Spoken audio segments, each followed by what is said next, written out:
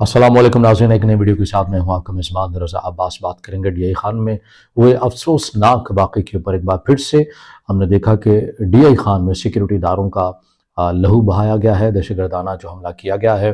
अभी तक जब मैं ये वीडियो बना रहा हूँ किसी भी गिरोह की जानिब से इस वाक़े की मज़म्मत नहीं की गई है। डीआई खान दराबन का इलाका जो कि शहरी इलाके से तकरीबन 80 किलोमीटर के फासले के ऊपर ये एक गाँव है जहाँ पर ये दहशतगर्दों की जानिब से ये कार्रवाई की गई है।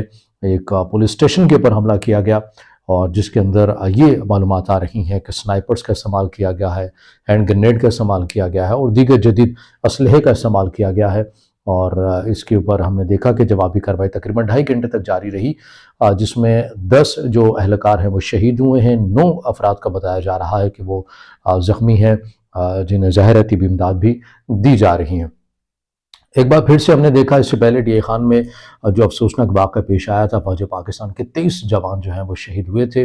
डीआई खान मुसलसल खैबर पख्तूनख्वा का ये इलाका बिलखुसूस दहशतगर्दों के निशाने के ऊपर है। पे दर पे जो यहाँ पर अफसोसनाक वाक़े या दहशतगर्दाना कार्रवाइयाँ हम तेज़ी के साथ देख रहे हैं। ज़ाहिर है इसका जो जुग़राफ़ियाई सूरत हाल है, जुनूबी वज़ीरिस्तान कह लें या टांग हो गया या दीगर जो इलाके हैं, यहाँ पर हम देख रहे हैं कि काफ़ी ज़्यादा ऐसे अनासिर जो कलादम तंजीमें हैं बड़ी एक्टिव तौर के ऊपर हमें नज़र आती हैं।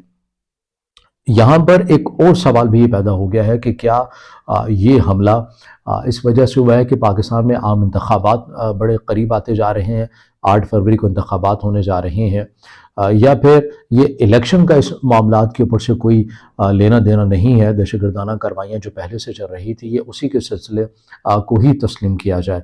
अमूमन जब ऐसी कार्रवाइयाँ होती थीं कालेदम टीटीपी की जानिब से फौरी तौर के ऊपर ज़िम्मेदारी कबूल कर ली जाती थी। ऐसा क्या हुआ है कि अब हम देख रहे हैं कि हाल ही में कलअदम जो तंजीमें हैं उनकी जानिब से ऐसी कार्रवाइयाँ तो तवातुर के साथ हो रही हैं, मगर उसकी ज़िम्मेदारी कलअदम टीटीपी की जानिब से कबूल नहीं की जा रही। ज़ाहिर है आप इसको इस पैराही में देखें कि मौलाना फजल रहमान ने जो रिसेंटली काबुल का दौरा किया, जिसमें अफगान क़यादत के सामने ये बात रखी गई कि कलअदम टीटीपी को रोका जाए। ऐसी कार्रवाइयाँ जो पाकिस्तान या पाकिस्तानी इदारों या पाकिस्तान के शहरियों के अगेंस्ट वो करते हुए नज़र आ रहे हैं, इस सिलसिले को रुकना चाहिए। सुप्रीम लीडर अफगानिस्तान के उनकी जानिब से भी कहा गया था कि हम ज़रूर टीटीपी की क़यादत के सामने मामला रखेंगे कि कम अज़ कम इन कार्रवाइयों को अगर वो ख़त्म नहीं करते हैं तो कम अज़ कम ही कर दें। ये वो स्टेटमेंट थी जो कि मौलाना फजल रहमान को बताएगी।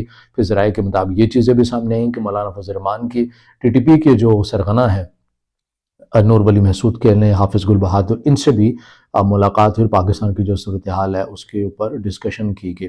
वो क्या नुकात है, ज़ाहिर है दफ्तर ख़ारजा में ये तमाम जो चीज़ें हैं पेशरफ्त हैं वो सामने रखी गई हैं, मगर तवातुर के साथ एक बार फिर से अफसोसनाक वाक़या डीआई खान में ये पेश आया है।